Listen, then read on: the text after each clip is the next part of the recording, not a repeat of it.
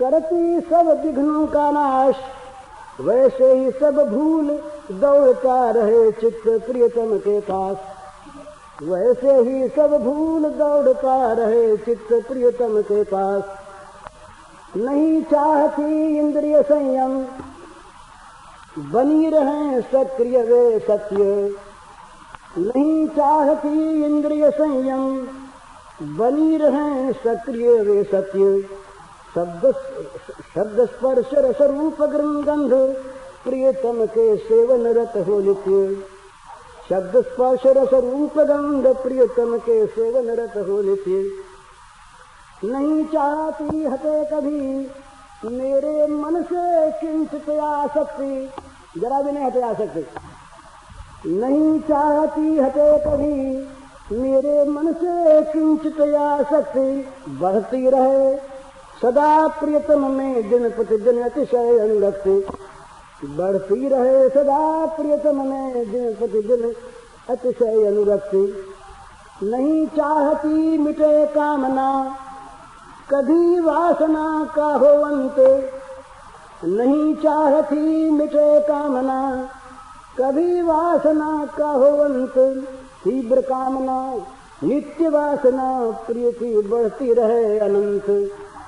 तीव्र कामना नित्य वासना, प्रिय की बढ़ती रहे अनंत। नहीं चाहती मैं जीवन भर ममता का हो अंत कभी। नहीं चाहती मैं जीवन भर ममता का हो अंत कभी। सबसे हटकर रहे सदा प्रियतम में पूर्ण अनन्य सभी। सबसे हटकर रहे सदा प्रियतम में पूर्ण अनन्य सभी। नहीं चाहती मिटे कभी भी मेरा अहंकार भारी। नहीं चाहती मिटे कभी भी मेरा अहंकार भारी। मैं प्रियतम की नित्य सहचरी, रहे सदा यह सुखकारी। मैं प्रियतम की नित्य सहचरी, रहे सदा यह सुखकारी। नहीं चाहती कोई भी मैं कभी समाधि राज लय योग। नहीं चाहती कोई भी मैं कभी समाधि राज लय योग। बना रहे प्रियतम से मेरा नित्य अनन्य मधुर संयोग। बना रहे प्रियतम से मेरा नित्य अनन्य मधुर संयोग। नहीं चाहती कभी मिटे यह अति वैचित्र्य भरा संसार। नहीं चाहती कभी मिटे यह अति वैचित्र्य भरा संसार। प्रियतम ही दिखे सब में सर्वत्र सदा सुख लीलाकार। प्रियतम ही दिखे सब में सर्वत्र सदा सुख लीलाकार। विरोधाभास मालूम होगा, बात एक ही है। वेदांती कहते हैं मनोनाश हो, ये कहती है मनोनाश नहीं चाहते। योगी कहते हैं चित्त की वृत्ति का निरोध हो जाए, ये कहते निरोध नहीं चाहती। तो क्या चाहती हो? कहती है कि मेरी वृत्ति नित्य निरंतर श्याम सिंधु में, श्याम सागर में गंगा की भांति बिना विरोध के प्रवाहित होती रहे, चलती रहे। जैसे सुसरिता गंगा जी सारे विघ्नों को हटाती हुई, चूर चूर करती हुई, पेड़ आ गया, पत्थर आ गया, सबको चूर्ण करती हुई सुरसरिता अपने प्रियतम समुद्र की ओर दौड़ी जाती है। उसी प्रकार सबको भूलकर मेरा चित्त प्रियतम के पास जाने के लिए दौड़ता रहे। ये अगर चित्त नाश हो गया, अनुरोध हो गया, तो ये कहाँ से होगा काम? तो चित्त का नाश मन लोग नहीं चाहते। और सब लोग कहते हैं भाई इंद्रियों को संयमित करो, बड़ी अच्छी बात। ये कहती है कि नहीं चाहती इंद्रिय निग्रह, नहीं चाहती मैं इंद्रियों का संयम। क्या चाहती हो कि सदा सक्रिय बने रहें। सचमुच ये क्रियावती बनी, अभी तो क्रियावती नहीं है। ये तो जो कुकर्म में रत हैं ये क्रियावती नहीं। क्रिया का अर्थ है सुक्रिया। तो कहते हैं कि हमारी जो इंद्रियां हैं वो नित्य सत्य सक्रिय में वो लगी रहें, बनी रहें सक्रिय वे सत्य। क्या करती रहें? प्रियतम के शब्द स्पर्श रूप रसगंध के सेवन में नित्य लगी रहें। बोले मन से आसक्ति तो हटाओ। बोले ना, नहीं चाहती हटे कभी मेरे मन से किंचित आसक्ति। जरा भी आसक्ति मेरे मन से कभी हटे नहीं, बल्कि बढ़ती रहे। पर कहाँ बढ़ती रहे? प्रियतम में दिन प्रतिदिन अतिशय अनुरक्ति। तो वो आसक्ति अत्यंत अनुराग के रूप में होकर दिनों दिन प्रियतम में की ओर बढ़ती रहे। हेतु रहित अनुराग राम पद बढ़ो अनुदिन अधिकारी। अच्छा, बोले कामना तो छोड़ो, निष्काम बनो। बोले ना, मैं नहीं चाहती कभी मेरी कामना मिटे और मेरी वासना का कभी अंत हो, ये कभी नहीं चाहती। मैं चाहती हूँ कि तीव्र कामना बनी रहे और वासना नित्य ही की हो जाए और वो अनंत काल तक बनी रहे। किसमें? किसकी? प्रियतम की। प्रियतम की कामना और प्रियतम की वासना अनंत रूप में दिनों दिन नित्य बढ़ती रहे। बोले क्या ममता छोड़ो? बोले ना, नहीं चाहती मैं जीवन भर ममता का हो अंत कभी। मेरी ममता का ये अनंत जीवन में कभी अंत आ जाए, ये मैं नहीं चाहती। इतना हो कि सबसे ममता हट जाए और प्रियतम में पूर्ण रूप से अनन्य होकर लग जाए। सारी ममताएं ये ममता चाहती हूँ। बोले अहंकार के त्याग बिना तो मुक्ति होती नहीं। बोले हम तो अहंकार को रखना चाहते हैं।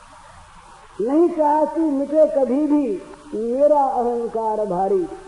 मेरा ये भारी अहंकार कभी भी मिटे नहीं। क्या अहंकार? मैं प्रियतम की नित्य सहचरी, अपने प्राण प्रियतम के मैं नित्य सखी हूँ। ये सुख कर अहंकार नित्य बना रहे।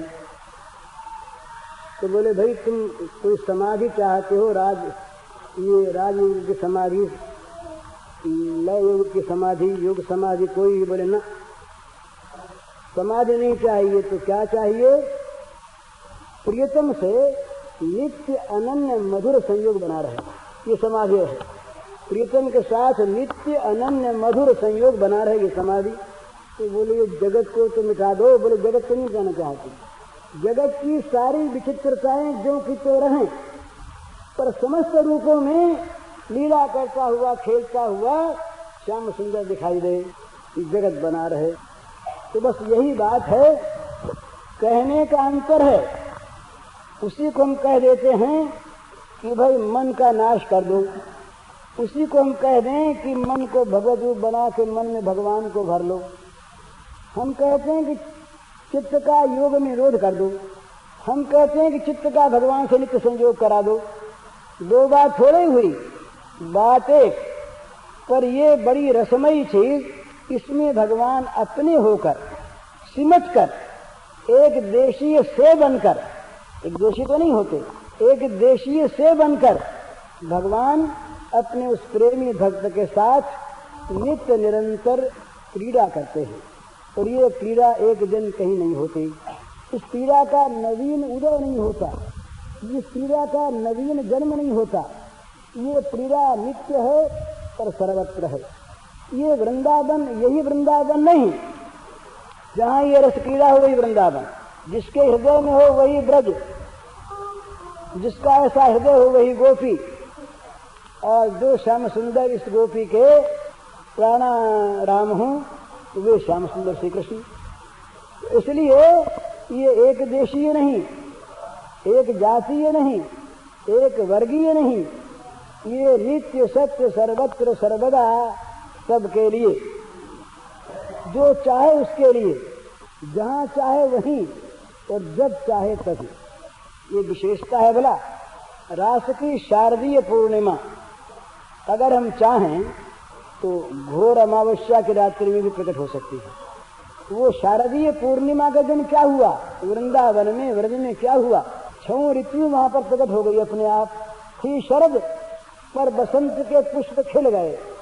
ये मल्लिका पुष्प जो है ना, ये शरद में नहीं खिलते, पर ये शारदीय मल्लिका एक नई चीज हो गई। बसंत के पुष्प विकसित हो गए शरद में। क्यों हो गए? भगवान जिसको बसंत कहें वो बसंत और शरद कहें वो शरद। अरे उन्हीं का संकल्प तो जगत में हम सब मानते हैं ना कि संकल्प से जगत बना। तो भगवान सर्व भवन समर्थ और सर्वरूप, तो ऐसी अवस्था में ये भगवान जहाँ हम चाहें वहाँ भगवान, जब चाहें तब भगवान, और जिस प्रकार की लीला चाहें उसी प्रकार की भगवान की लीला। और उसमें करने की एक ही चीज होती है, भगवान हमारे हैं, इतनी हमारे मन में एक लालसा जागृत हो जाए, भगवान हमारे ये निश्चय हो जाए, फिर भगवान हमारे हैं ये बात भगवान सिद्ध कर देंगे अपनी क्रिया से, अपनी लीला से। तुच्छ अति तुच्छ, जिसको कोई नहीं मानता जानता, वो अगर अपनी झोपड़ी में बैठा हुआ अलग एकांत में नगण्य प्राणी भगवान को मेरा कहता है, तो भगवान उसकी झोपड़ी में प्रकट हो जाते। कोई नहीं जिससे बात करना चाहता, उसको भगवान गले लगा लेते हैं, गले लगा लेते हैं। महाराज चकित हो गया सुदामा जब भगवान ने अपने पीताम्बर से उसकी धूल पोंछनी शुरू की। बैठा लिया पलंग पर और नीचे बैठ गए स्वयं, और हाथ में लिया पीताम्बर, उसकी पैरों की धूल छा दी, हाथों से कांटे निकालने लगे। भाई सुदामा थक गए होंगे, आप जरा पैर दबा दूं। अलग कर लिए इन्होंने पैर, बोले ना ना ना, पकड़ लिए पैर दबाने लगे। सुदामा ने कहा पीछे जब लौटते समय कि क्या कहूं, हमारी उनकी तुलना क्या, हमारे पैर दबाए और हमारी धूल झाड़ी, हमारे कांटे निकाले, हमको बैठा दिया ऊपर अपने पलंग पर, और हमारे गले में बांह डाल करके बोले भैया कितना मधुर है। तो ये भगवान का स्वभाव, जिसको कोई न माने, कोई न जाने, कोई समझे नहीं, उसके हृदय में ही नहीं, उसकी कुटिया में आकर एकांत में अलग भगवान, वो चाहता अलग मिले तो अलग मिले। ये बेचारी गोपियों की कौन सी बिसात थी भला, कौन सी बिसात थी। आज उनके नाम सारे संसार में मंगलकारी हो गए हैं। ऊंचे से ऊंचा आज के जगत का, आध्यात्मिक जगत का आधुनिक योगी जिसको लोग मानते हैं, पाश्चात्य शिक्षक लोग, श्री अरविंद। तो जब राधा का वर्णन करते हैं श्री अरविंद तो मुग्ध हो जाते हैं, गोपी के भाव पर मुग्ध हो जाते हैं। तो कहते हैं कि जो प्रेम रस का निर्यास है वही तो राधा है। तो बात क्या है, क्या घर में खाने को नहीं था उनके माखन? जब मैया को उलाहना देने आई श्री गोपांगनाएं, तो मैया पहले चकित रह गई कि ये झूठ बोलते, भला कन्हैया भूखा हो रही है, इनके घर जाएगा और क्या घर में हमारे मक्खन नहीं, तो डांट दिया उनको। उन्होंने प्रमाण दिए जब आ करके, बच्चों ने, साथियों ने कहा हम भी साथ गए थे मैया, भोले सब भोले बालक। बोले कहाँ गए थे? सिखा पढ़ा तो दिया था उनको कि कहना सुनना मत, वो तो बोला नहीं। अरे परम चतुर, तो सिखा पढ़ा दिया था, कहना वहना नहीं, पर बच्चे भोले। बोले कहाँ गए? कन्हैया के साथ, कुछ खा लो। बोले मैया पेट बड़ा है आज। कहाँ खाया? बोले उस गोपी के यहाँ गए थे आज, और तमाम माखन के जितने मटके थे ये हमारे कन्हैया ने, लाला ने, और सारे उड़ेल दिए, और 50 बंदरों को मैया बांट आए हम लोग तो सब, और पकड़ में नहीं आए। मैया कन्हैया ने कहा कि अब वो आती जल्दी भगो। वो जान गया कन्हैया पहले से, ये तो हम सब भगे, और वो पीछे पीछे भाग गया, अंगूठा दिखाता हुआ उनको। बोले पकड़ो हमको, हैं? हाँ, तो महाराज क्या चीज थी इन गोपियों की दही में, मक्खन में कोई विशेषता थी क्या? पर थी, वो था स्नेह से सना हुआ, उसमें था अमृत। अमृत केवल बाहरी मिठास में नहीं होता, हृदयामृत, जिसके साथ स्नेह सना। भगवान गए राजदूत बनकर कौरवों की सभा, वहाँ गाया करते हैं ना, दुर्योधन के मेवा त्यागे साग गुरु घर खाओ। तो क्या बात, दुर्योधन ने कहा महाराज बड़ी तैयारी आपके लिए भोजन बना है, और कल से रसोइये लगे हैं, बड़ी तैयारी हो रही है। बड़ा अभिमान से कहा उसने, बहुत चीजें बनी महाराज आपके लायक, माने हमने बनाई, हम बड़े हैं इसलिए। भगवान ने कहा कि हम तो भैया खाएंगे नहीं। दुर्योधन के मन में लगा कि ये तो बड़ी अपमान की बात कहता है, कल तक ग्वाले का काम करता था और हम लोगों से हो गया संबंध, तो बड़ा आदमी बन गया। अरे हम लोगों ने सगपन कर लिया, बेटी दे दी ले दी तो बड़ा आदमी बन गया, आप कैसा खाएंगे नहीं। बोले महाराज क्यों नहीं खाओगे, पूछा तो ऐसा मुंह फटे जवाब दिया कि बोलते बंद हो गए दुर्योधन।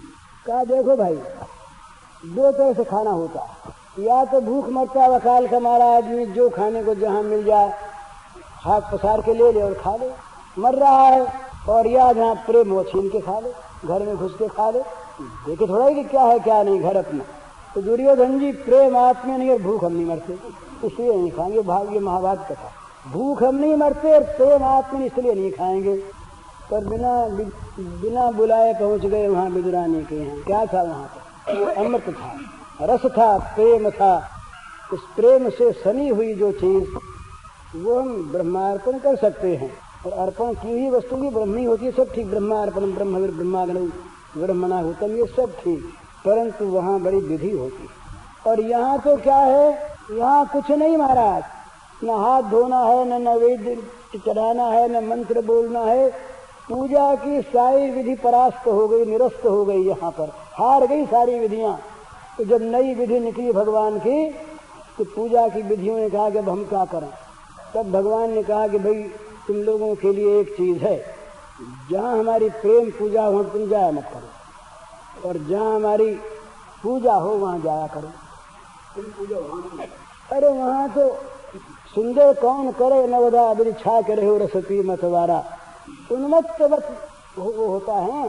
वागदगदा द्रवत यश चित्तम हसत्य भीषणम नृत्य क्वचिच्च विलज्ज उदगायति नृत्यते च मद्भक्ति युक्तो भुवनम पुनाति एवं बतस्व प्रिय नाम कीर्त्या जाता अनुरागो दुःखचित्त उच्चैः हसत्यथा रौदिति रौति गायन उन्मादवत नृत्यति लोकबाह्यः।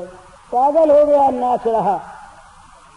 अब उसके हाथ का खाना चाहिए भगवान को, तो भगवान कहीं उससे ये कहेंगे कि पहले चोखा लगाओ और चौकी लगाओ और हाथ हाथ धो करके आओ और थाली रखो, नैवेद्य के मंत्र बोलो, तब हम कहीं खाने को बैठेंगे। उसको परवाह नहीं है, उसके हाथ का खाना हो तो जहाँ जैसे वो दे वैसे खाए। चैतन्य महाप्रभु के जीवन की एक बात आती है कि रघुनाथ गोस्वामी रहे महाराज, उस समय के वो जमींदार पुत्र थे जिनको लगभग 1.5 लाख रुपए सालाना आमदनी थी उस युग में, तो बहुत बड़े धनी उस युग के थे। छोड़ आए, नौजवान लड़का भी, बड़ा सुंदर लड़का छोड़ आया। वो पुरी में आकर जहाँ मंदिर के बाहर दोनों तरफ भिखारी खड़े रहते हैं, पेट भरने के लिए वहाँ खड़ा रहता, जो मिलता लेकर पेट भर लेता। अब लोगों को मालूम हो गया कि ये तो अमुक जमींदार का लड़का है, तो लोग बढ़िया बढ़िया चीज ला के देने लगे उसको। उसने सोचा ये तो बड़ी आफत हो गई, यहाँ से भगो। तो महाराज वो जाके छिप गया था। अब भोजन करने की व्यवस्था करनी, तो क्या किया उसने, जगन्नाथ जी के मंदिर से नाले के द्वारा जो जूठ बहकर पानी में जाती, भोजन करके लोग हाथ धोते कुल्ला करते, उसमें जो चावलों के दाल के दाने बह के जाते नर्दमे में, वो दूर जाकर कहीं निकलते नाली में, दूर चले जाते बहते हुए, तो ये दूर जाकर उस नाली के पास बैठ जाता कहीं और उसमें से बीन बीन करके खाता। महाप्रभु को पता लगा कि रघुनाथ कहाँ खाता है, उनका मन चला। महाप्रभु गए वहां पर चुपके से, और वो हथेली में लिए खा रहा चावल बीन को। इन्होंने जाके झटका मारा, छीन के चावल खा गए। अब वहां कोई ये कहे कि महाप्रभु अनाचारी भ्रष्टाचारी कदाचारी हो गए। ये जो प्रेम का प्रसाद होता है महाराज, इस प्रेम के प्रसाद में विधि को स्थान नहीं है। इसका अर्थ ये नहीं कि प्रेम के नाम पर कोई विधि छोड़ दे। आजकल सभी छोड़े हुए हैं, बोले प्रेम हो चाहे ना हो सबके हाथ का खाना चाहिए, तो कहते हैं प्रेम बढ़ेगा। अरे कौरव पांडव तो साथ खाने वाले थे ही, लड़े क्यों लड़े? ये वॉर में जितनी लड़ाइयाँ हुई क्या नाम यूरोप में, उनमें कौन ऐसे थे जो कहते थे कि हम चौका और अलग रखते हैं, साथ नहीं खाते? तो लड़ाई हुई। कोई अनाचार और चीज और प्रेम और चीज, ये खास ध्यान रहे भला। इसीलिए यहाँ पर इसमें डर होता है कि कहीं प्रेम के नाम पर अनाचार न हो जाए, कहीं प्रेम के नाम पर पतन न हो जाए, कहीं प्रेम के नाम पर स्खलन न हो जाए, कहीं प्रेम के दिव्य भवन के नाम पर नरक में हम न पहुंच जाए। इसलिए बड़ी सावधानी की आवश्यकता है प्रेम के मार्ग में। क्योंकि यहाँ ये तो जान लिया अविधि तो आज ही करने लगे। प्रेम चाहे हो चाहे न हो, आज ही बोले सब कोई विधि नहीं मानेंगे। तो विधि न मानना प्रेम नहीं है। वो चीज क्या है कि वो एक इस प्रकार का महान दिव्य रस होता है, जैसे जैसे ज्ञान की पंचम सप्तम षष्ठ भूमिका में योग वासिष्ठ में आया कि बाह्य ज्ञान विलुप्त हो जाता है। तो बाह्य ज्ञान विलुप्ति के समय यदि कोई बाहरी चीज की विधि न रहे तो वो उस पर कोई दोष नहीं होता। इसी प्रकार प्रेम के साम्राज्य में जहाँ प्रेम का वास्तविक उदय होता है वहाँ विधि को स्थान नहीं रहता, विधि का त्याग नहीं किया जाता। जहाँ विधि आई हुई है वहाँ तो विधि का पालन करना ही चाहिए। और जो विधि के राज्य के परे का राज्य है, जहाँ विधि पहुँचती नहीं वहाँ अविधि अपने आप रहती है, अविधि की नहीं जाती। ये समझ लेने की बात है। जहाँ अविधि की जाती है प्रेम के नाम पर वो दोष है, वो तो कदाचार है। और वो तो आजकल हम सभी करते हैं, कौन नहीं करता। जूठा खाना तो आजकल एक मामूली बात। हमारे एक मित्र ने कहा, एक ज्ञानी सज्जन थे हैं, उन्होंने कहा कि वो कांच का गिलास है, बोले हम इसमें नहीं पीते, तो वो सब पिया करते हैं वैसे। तो उन्होंने कहा कि भाई मान लिया, थोड़ी देर के लिए मान लें कि धर्म वर्म नहीं, शुद्धि नहीं, तो डॉक्टर कहते हैं कि भाई टीबी के रोगी की नब्ज देख ली तो साबुन से हाथ धो, नहीं तो इसके जर्म्स आ जाएंगे। तो हाथ में जर्म्स आते हैं तो मुंह में जर्म्स नहीं आते। मुंह लगा करके जिसने पानी पिया उसी को बिना धोए हमने पी लिया तो क्या उसके जर्म्स नहीं आए? तो स्वास्थ्य की दृष्टि से भी अनाचार ये उचित नहीं, हानिकारक। तो मान लो शुद्धि नहीं, मान लो धर्म नहीं, वैज्ञानिक स्वास्थ्य की दृष्टि से भी अनाचार बहुत बुरा। परंतु जहाँ आता है वहाँ विशेषता समझ लेनी चाहिए। विधि नहीं, परंतु जहाँ ये होश नहीं, जहाँ मृत्यु का पता नहीं, जहाँ मृत्यु का भय नहीं, जहाँ जीवन की आकांक्षा नहीं और जहाँ जीवन से विरोध है, वहाँ कोई विधि का वहाँ राज्य नहीं, प्रवेश नहीं। विधि माने ब्रह्मा, ब्रह्मा यहाँ नहीं आते, ब्रह्मा का प्रवेश निषेध है यहाँ पर, विधि नहीं आती यहाँ पर। हाँ महाराज, ब्रह्मा का प्रवेश निषेध है। ब्रह्मा राष्ट्रमंडल नहीं आ पाते, कभी नहीं आ पाते, उनके लिए प्रवेश निषेध। ब्रह्मा माने विधि, विधि माने ब्रह्मा।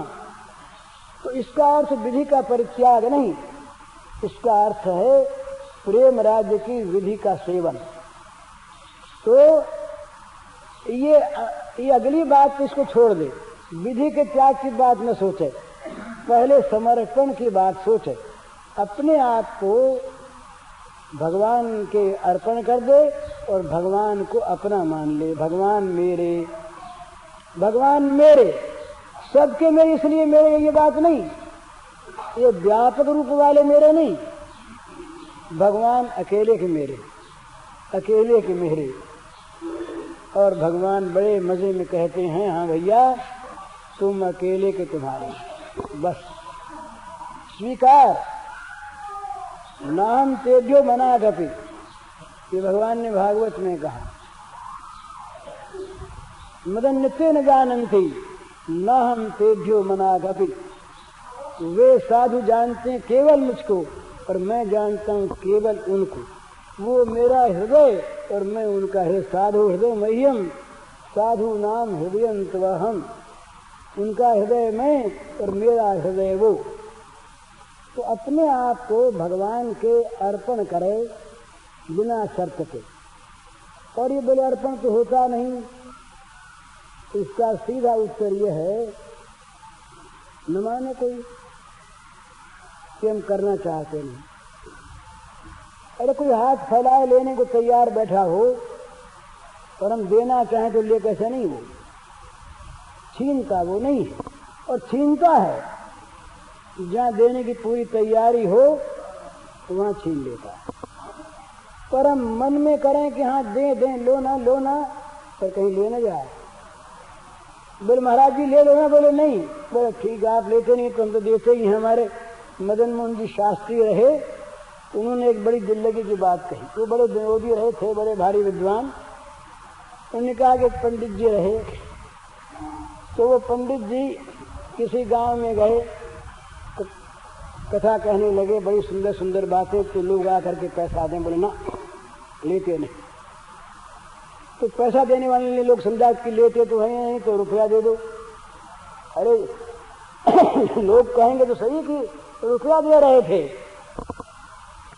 रुपया लिया नहीं, 10-20 दिया नहीं लिया, 150 दिया नहीं लिया। तो गांव में बात फैल गई कि पंडित जी महाराज बड़े निर्लोभी हैं, कोई कुछ दे लेते ही नहीं, लेते ही नहीं।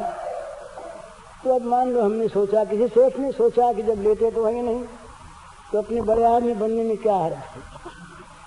उस जमाने की बात, आज तो 1000 रुपया कुछ नहीं, तो 1000 की थैली लेकर के गए, रोकड़ी रुपया। मेरे महाराज ये ले बनाना, ले जाओ, रुपये दिखाते हम नहीं महाराज ले जानता लेता है ही नहीं महाराज लेना पड़ेगा। बोले ना भाई नहीं लेते हम, तुम बात करते फजूल, जाओ ले जाओ। नहीं महाराज लेना पड़ेगा। अरे बोलो सुनो रामदास, तेरे को बुलाया, भाई ये बड़ा आग्रह करता है, अपने को आज बर्ती टूटता है, तो चलो ले लो। अब तो सेठ का मुंह सूख गया, देना नहीं चाहता तो एक पैसा लुट गया बेचारा बात में आकर के। तो हम लोग वैसे ही लो करते हैं और देना चाहते नहीं।